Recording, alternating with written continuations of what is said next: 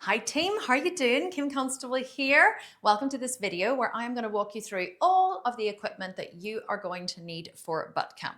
I'll try and keep it super short and sweet because I don't want you to have to watch a super long video, but it is really important that you watch this video so that you know how to use everything and you know what your options are, especially if you cannot squat or you cannot lunge. So let's just have a quick run through the equipment. First thing that you are going to need, which is super important, is a set of booty bands. Now, one booty band is totally fine, but if you have three in varying strengths, that is going to be so much better. So you can see here, I have a reasonably long booty band. So this one is my stretchiest one with the least resistance. Then I have this medium one, which is actually much stronger, which is the one that I use the most. And then I have this really short one, which actually is really tight and is a complete and utter killer. And I don't really use this one very much, except if I'm doing like small pulses or something with my hind leg. So the one that you're probably going to use the most is the medium strength one, apart from if we ever use a band to do lunges. And then for that one, you are going to use the longer one because your legs will obviously be in a much more lengthened position. So you are going to need something a bit longer. So I'm going to demonstrate how to use those in a second.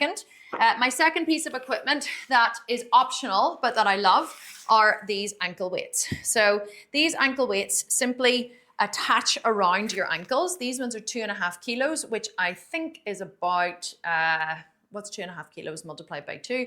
5.5 pounds, I think, or 6 pounds. So you are going to, if you have a set of these, wrap these around your ankle. These can be used in conjunction with the booty band for some of the kickback exercises. So if we are doing some kind of upper glute work where we are kicking back like this, you can do these without anything and just focus on the squeeze. You can do them with a booty band around your knees, so you're going to kick back.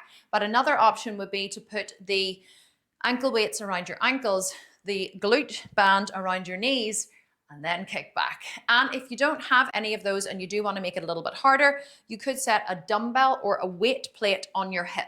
So that's another option. So what I would do is I would hold the dumbbell here just passively in my hand. I would rest it on my leg, and then I would use the dumbbell just to give me a little bit more of a leg lift, which is going to make it just a little bit harder. Lots and lots of different options for you. Okay, so two of the other essential pieces of equipment. Yoga block. You preferably would need two of these. Always handy to have two. Sometimes we stack you up a little bit higher. Yoga blocks are also really good for resting your head on. So if we do any ab work, you can put your head on this. If you have any kind of neck issues, you can also put your head on this when you're doing hip thrusts. So I'm going to demonstrate that to you in a minute. But what I love most of all are these heel wedges. These are just foam blocks available from Amazon. We have them in the equipment list. Really cheap. These actually make one block, which is very sturdy for if you're doing any kind of foot raised movements, or they split into and become heel wedges. Now, why are heel wedges important? Because quite often we want to raise the toe. So if we're doing some kind of dumbbell deadlifts, for example, what we're going to do is we're going to raise the toes up on the blocks like this. And then we're going to work on pushing the glutes out behind us. Why is this important? Because we actually work the calf muscles and the hamstrings more whenever the toes are raised, because it gives us a much better stretch. So you're going to get a much better stretch up into the hamstrings and up into the lower glute. We also use them sometimes for toe raised lunges, or sometimes we use them the other way to raise our heels. So if you have any issues with your hips with squatting, we'll talk about knee issues in a minute, you're going to raise your heels up on these and you're going to come down, and this is going to make it so much easier for you to squat. A lot of people can't squat with their feet flat on the floor, so if you raise your heels, it is going to be so much better. If you don't have these heel wedges, don't worry, you can use really anything to raise your heels up on. Another option is you could use two yoga blocks. So it's not as comfortable, but it does work. I don't have another yoga block here at the minute, but basically you would simply raise your heel up on the yoga block like that. It is going to pull to the side slightly, but that's okay. Or you can do it the other way and you can put your toe up on the yoga block. Definitely not as comfortable as the wedge, but it is still a really good alternative. So let me just show you some shoulder action first before we get into the hip thrust and the lunges for those who have bad knees. With shoulder presses, a lot of times women in the program find that they have frozen shoulder, especially if you're in menopause. Frozen shoulder is very, very common in menopause. So although a lot of our shoulder pressing is going to be done in the traditional military press, which would be your palms facing forward, if this aggravates your shoulder, we have lots of different options for you. First one is you take a dumbbell in one hand and you hold it on either side and you simply press it in the air like this. A lot of women who have frozen shoulder or rotator cuff issues find they can actually press very easily like this. It doesn't place anywhere near as much pressure on the shoulder cuff, on the rotator cuff as the straight presses do. The other option is 2 dumbbells. So you can hammer press like this. This is another option, okay? Again, very, very shoulder friendly. But don't forget, you have every single angle between here and here. So if this doesn't work for you and this doesn't work for you, but this works for you, then you simply press here, okay? Or maybe you open them up a little bit more and press, or maybe you close them a little bit more and press. Another option is if you really can't do 2 shoulder presses because one shoulder is bad, then you simply press with one arm. So there's a lot of science to show that if you have an injury on one side, if you continue to strengthen the other side, your body, because it wants to create balance, will actually stop the muscle wastage in the injured side. So even if you can only train one side, keep training that one side. It won't actually create a muscle imbalance. And you obviously want to raise your metabolism through having more muscle. So it is important to keep training. So those are your different options for your shoulders. Now let's get into the hip thrusts. So hip thrusts are going to be a staple throughout this program, which basically means we're going to be doing them every single day.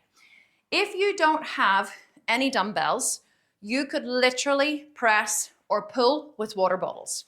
So I have a water bottle here, which when filled with water is pretty heavy. If you had 2 water bottles like this one, it's pretty big as you can see, you could fill these with sand if you wanted. And the great thing about this is because it has the handle on it, you can press it, you can row it, you can pull it, you can do anything. So you could basically be rowing like this, okay, with water bottles filled with sand, and then you put it onto the other side. So even if we are doing 2 arms, you could literally just switch and do singles, 30 seconds on one, 30 seconds on the other. You can also press these overhead, okay? So 2 water bottles pressing overhead. You can front raise them, you can do anything. So if you get 2 water bottles, really inexpensive way to get yourself some weights. I think this water bottle was $5. So you get this, 2 of these, you go to the beach and you fill them with sand, you have some really epic weights. You could even get 4 of these for $20, fill one of them half with sand and one of them all the way to the top, and you have 2 different sets of dumbbells with different weights. Where there's a will, there is a way. So, booty band, let's move on. If you don't have any weights, you can do all of your thrusts with a booty band. You are still going to get maximum glute stimulation because of how we're working in this program if you're only using one of these, I promise you. So, first option for your hip thrusts would be just a booty band. So you're going to sit down, you're going to slip it on, and you're going to bring it just above your knees. So the most important thing about hip thrusting with a booty band is you always want your knees to be pushing out against the booty band. If you allow your knees to come in and cave and you allow the tension to come off the band, you're literally not working your glutes, okay? So very, very important. So whenever you are hip thrusting with a booty band, you need some kind of chair. It doesn't have to be, a super fancy chair. It could be a bench like this, it could be a chair like this, it could be a bed, it could be a couch, it could be anything, right? So you're gonna roll down so that your shoulders are balanced, your shoulder blades are balanced on the bench behind you, okay? Very important. You don't wanna be lower than your shoulder blades. And then you're gonna walk your feet out so that they are wider than hip distance apart. Again, very important. The closer they are, the more quad dominant this becomes. If you want to activate the maximus, you have to walk the feet out and turn the toes out ever so slightly, like to kind of 11 o'clock and 1 o'clock. Now, the really important part of the hip thrust, especially if you're just using a booty band, is that you keep your knees forced out against the band the whole time. So with a hip thrust, one of the biggest mistakes I see people make is they do this, right? They rock their whole body up and down. It's not a rocking movement, okay? It's a thrust. It's not a, that's called a hip hinge, okay? What you want to do, and again, if you're not using a dumbbell, you can actually bring your hands behind your head and support your head. You force your knees out. You start in this position. You take an inhale. You lower down. Do you see how just my hips are moving? Do you notice how my upper body stays completely still? Now watch my knees as well. When I lower down, my knees stay out. And then you're going to thrust and squeeze. So it's a slow lower and then a thrust and a squeeze and a pause at the top. It's not this. Okay? It's an explosive thrust and squeeze. Drop down, thrust and squeeze. Now, if you keep your knees forced out against this band, and let me tell you, my glutes are already on fire and I've only done 3 reps. So if you drop and then thrust and squeeze, drop, thrust and squeeze, and keep that band pressed out the whole time, your glutes are going to be in agony. So a lot of times during the thrusts, I'm going to be using a barbell because I actually like the really heavy load, but sometimes I just use a glute band. One is not superior to the other. The glute band is super effective, but I like to use sometimes a glute band, sometimes a dumbbell, sometimes a barbell, sometimes a combination, okay, of all 3, which makes it really, really difficult. But you can choose whatever works for you. I don't want you to think that just because you don't have the proper equipment that you're not going to get a good workout. You absolutely are. So second option to make this a little harder is you get a rolled up towel, you put it on your knee, and then you get a dumbbell. Now, if you have a heavy dumbbell, then that is preferable. This one is only 15 kilos, which is 35 pounds, 32 and a half pounds, I think. I would actually quite often do this with 40 kilos, which is 88 pounds sitting on my knee, okay? So again, same thing. This is how you start. If this is your option, you're going to choose to make it a bit harder. Start from a seated position, dumbbell on your lap. You slide down so the dumbbell doesn't fall off. Shoulder blades are on the back of the bench. Walk your feet out. Feet are just wider than hip distance. Force your knees out against that band. And then whenever we go, you're going to drop and then you're going to thrust and hold. So the towel on your lap protects your hips from being dug into by the barbell. And again, or the dumbbell, if it's just one, you can do this. You can place your hand behind your head. You always want to make sure that there's a couple of inches between your chin and your chest. So your head should never be back like this, but your chin shouldn't be forced against your chest either. You want to gaze up to where the wall meets the ceiling, okay? In the corner of the room, you thrust, keep that booty band pushed out, drop and thrust. So lower, push out, push knees out and thrust. So you must lower, push your knees out and thrust. That is how you get maximum glute activation. And then whenever you've finished, you just come back up to sit and you set your dumbbell down. Okay, third option for those of you who have a little more gym equipment, and you could keep the booty band on for this option as well. Sometimes we will. Just makes it really, really, really difficult. The third option is to use a barbell. Now, I actually have a hip thrust barbell here that I got from Brett Contreras a while ago. He does great equipment. So this one has a thicker bar. I don't have the correct bumper plates on here because they're a wee bit loose for the bar. So I have these stoppers on the end to stop them moving, but it doesn't actually really stop them moving. I think I need to get tighter stoppers. If you're going to use a barbell, one of the things I would recommend is that you get one of these. So this is a pad that you buy from Amazon to go around your barbell, okay? So just slips around, really thick pad, means that you're not going to get bruises on your hips, which is very common if you're not using a pad. So you want to make sure the pad is completely centered if you're going to be using a barbell. And it's exactly the same thing, but it's a slightly different way to get into it. So you don't start from sitting, you start from the ground. If you're going to use a barbell, then there's a really important step that you need to take to protect your lower back. It's not as important here because these are not really heavy weights, but if you're ever doing super heavy weights in the gym, then this step is important. So I find this barbell to be quite low on the ground. Standard barbells with bigger plates will be higher up so you can get your hips under them better. This one's quite low, so here's how you get into it. If you're ever using a barbell, you walk your feet in, you get your arms on the bench behind you, and you have to make a loud shushing sound through your mouth, okay? Whenever you thrust up. The reason you do this is because as you exhale, you naturally draw up on your pelvic floor, pull your navel into your spine and protect your lower back. Your exhale actually compresses everything when it's done correctly. And if you do it like this, listen, shh, okay? So it's like you're trying to shush someone really loudly. Shh, that's how you press up. So watch, you go, take a big inhale, and then you shh. It's a sharp thrust up. Get the barbell into position, hold it on your hips, lock out at the top, and then exactly the same. You're going to drop, and you're going to thrust and hold.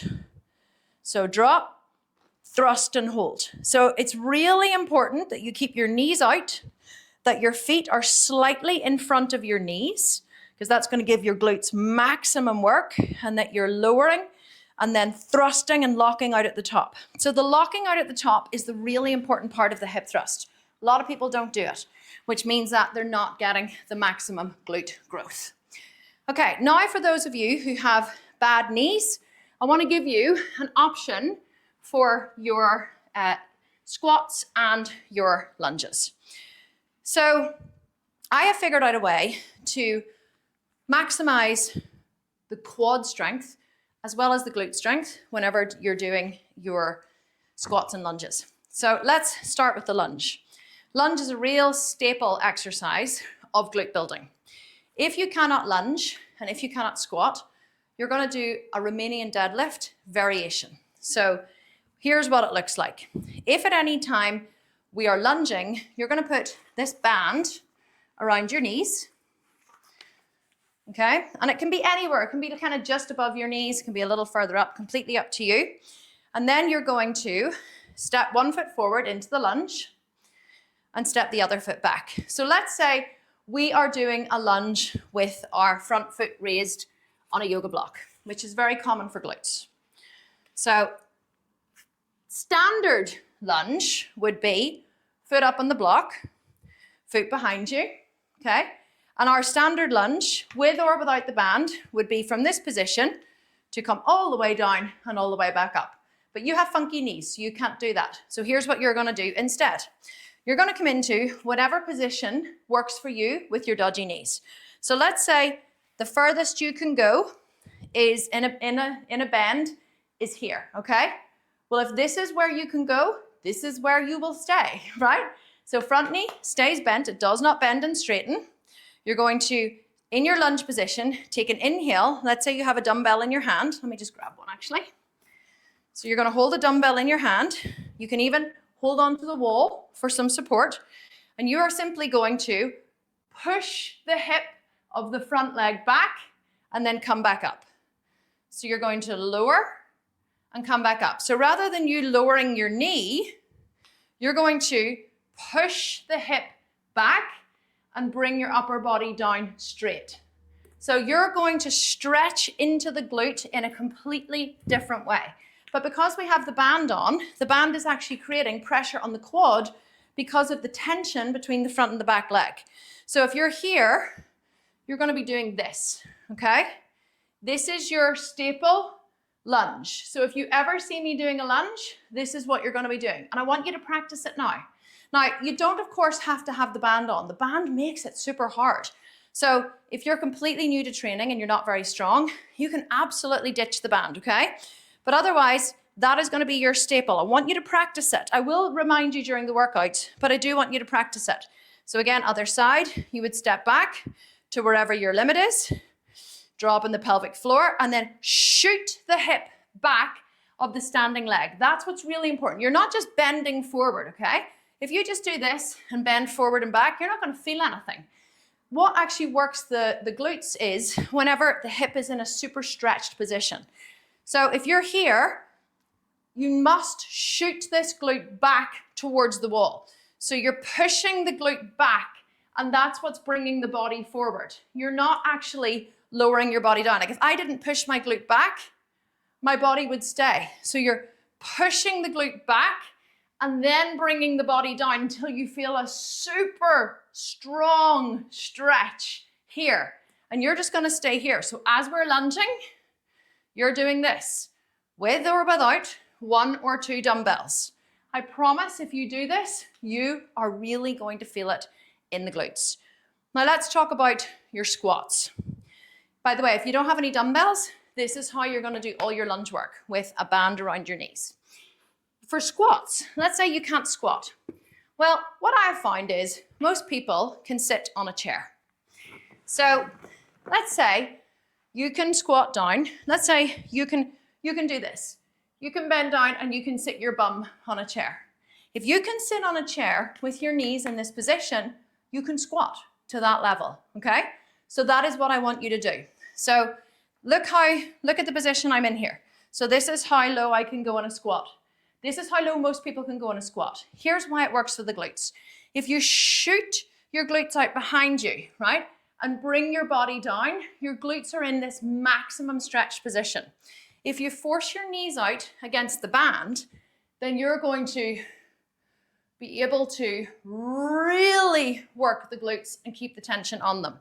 So with your feet slightly wider than hip distance apart, toes turned slightly out, you're going to, if we're squatting, you're going to bend to where you can go to, keeping the knees, so you're not actually bending at the knees, you're bending at the hips. So we're going to be doing this, okay? And the knee is going to be the flexion point, your hip is going to be your flexion point. So you're going to bend, push the hips back and come back up. So push, shoot the hips back, feel the stretch all over the glutes, and then come back up. So this is your squat. If you can't squat and we're squatting, this is your squat. If we have our toes up, you have your toes up. If we have our heels up, you have your heels up, right? But you are doing this and shooting your glutes back. And if you can come a little lower while you do it, like this, even halfway, this is going to work the quads and the hamstrings as well as the glutes. If your knees are absolutely shot and you cannot bend them, then you're literally going to keep them completely static.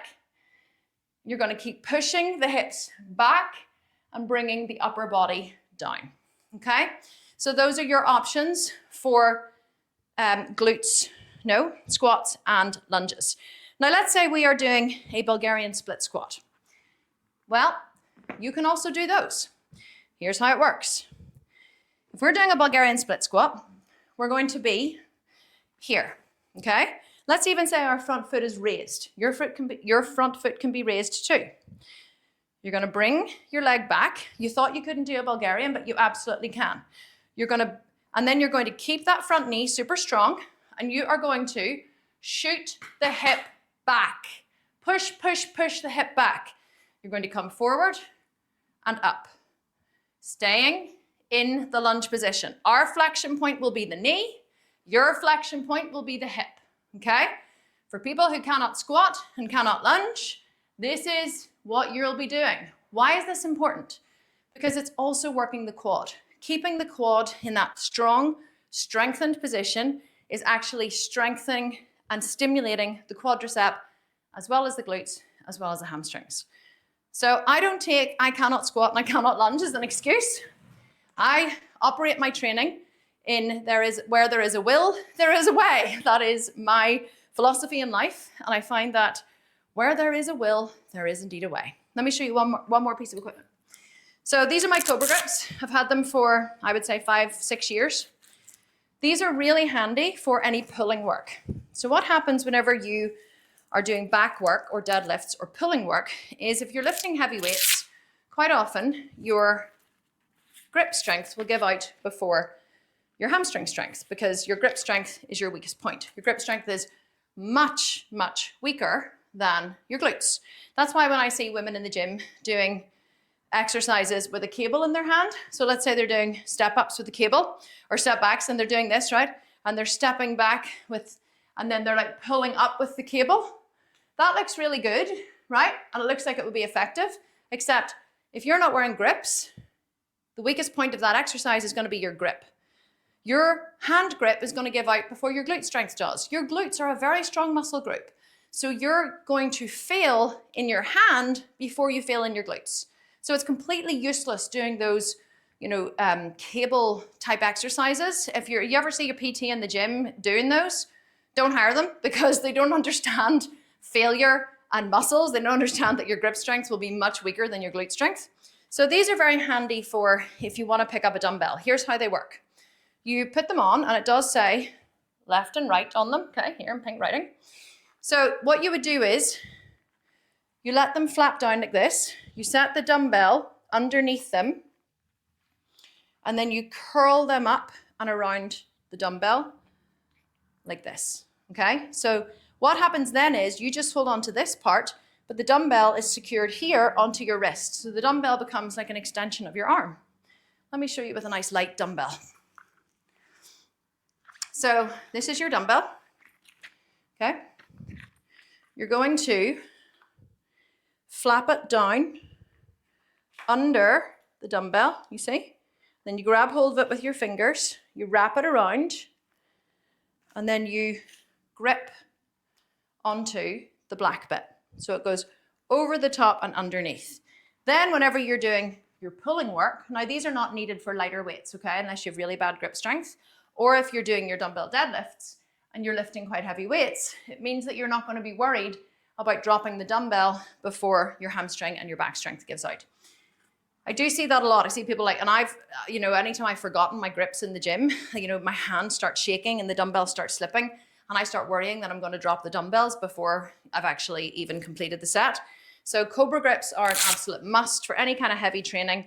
But if you're brand new to training and you're not lifting heavy weights, you probably don't need them in the beginning, but they are something to consider for the future as you become a more seasoned trainer. Because even if you are brand new to training, maybe this is your first program, maybe you're getting back into training and you haven't been doing it for a while, I hope that this is going to be the first step in the rest of your fitness journey. I hope that you're going to continue with me, that this is only going to be the beginning of our journey together, because I'm going to have so much more for you after butt camp, I promise. And one thing I promise you is training with me is always fun.